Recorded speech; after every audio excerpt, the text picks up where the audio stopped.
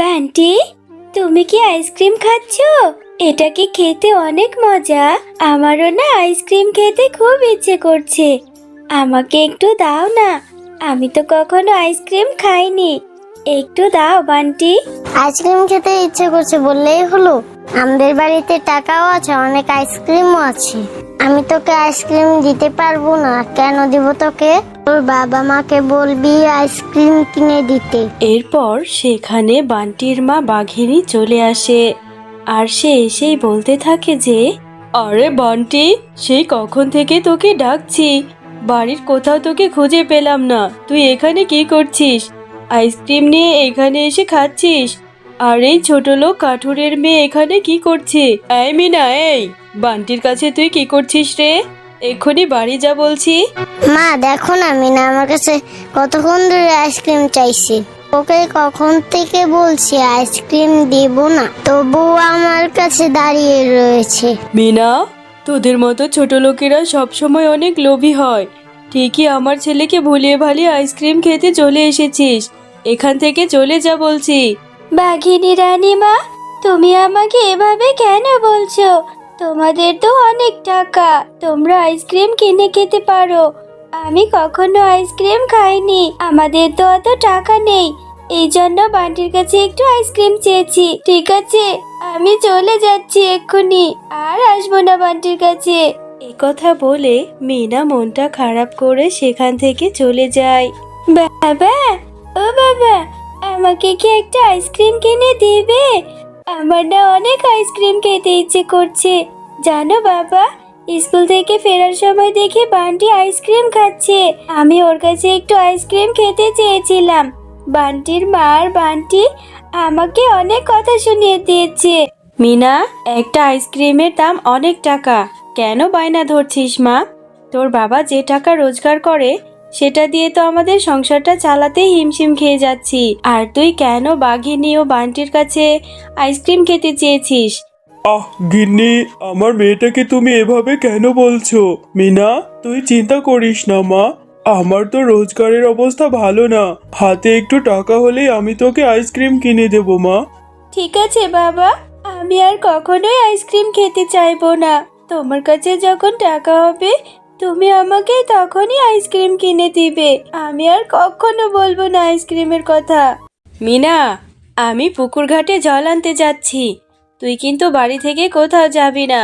একথা বলে মিনার মা শেফা শিয়ালিনী পুকুর ঘাটে জল আনতে চলে যায়।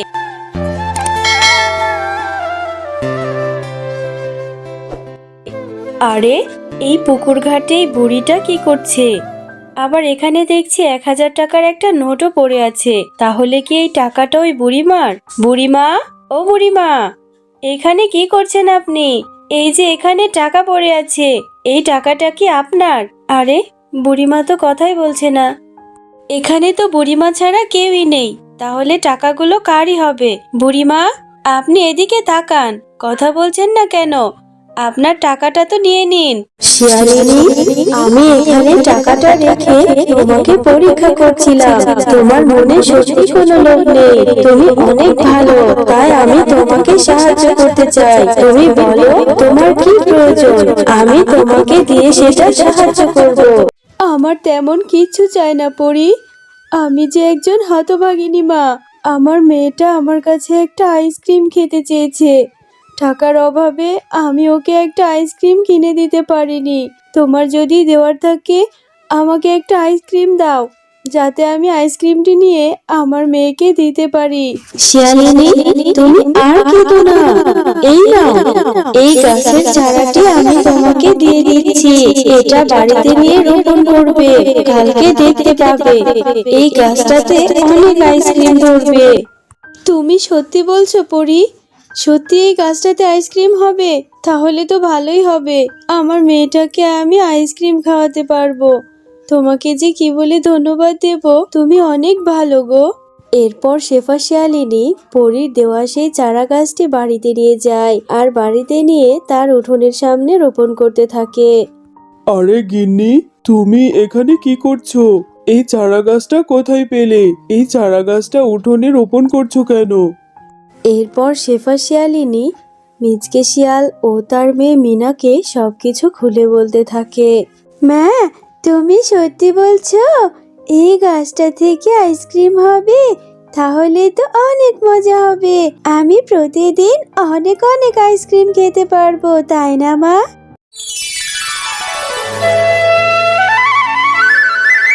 পরের দিন সকালবেলা শেফা শিয়ালিনী ঘুম থেকে উঠে দেখে সেই ছোট চারা গাছটি থেকে বড় একটা আইসক্রিমের গাছ হয়েছে, আর সেই আইসক্রিমের গাছে অনেক আইসক্রিম ধরেছে।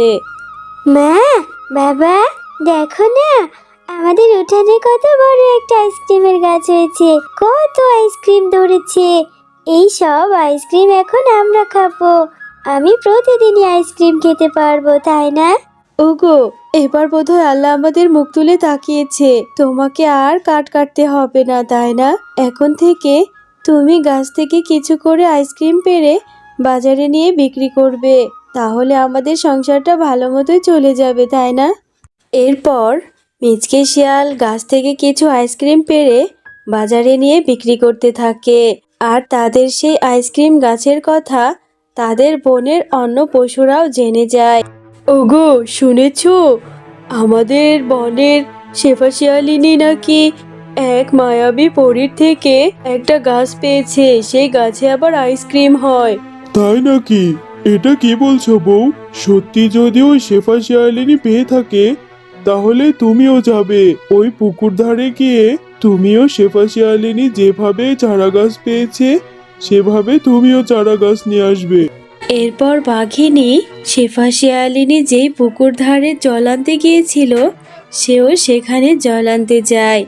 আরে, শুনেছি শেফা শিয়ালিনী এখানে 1000 টাকা পেয়েছিল, কিন্তু এখানে এসে তো দেখছি অনেকগুলো টাকা।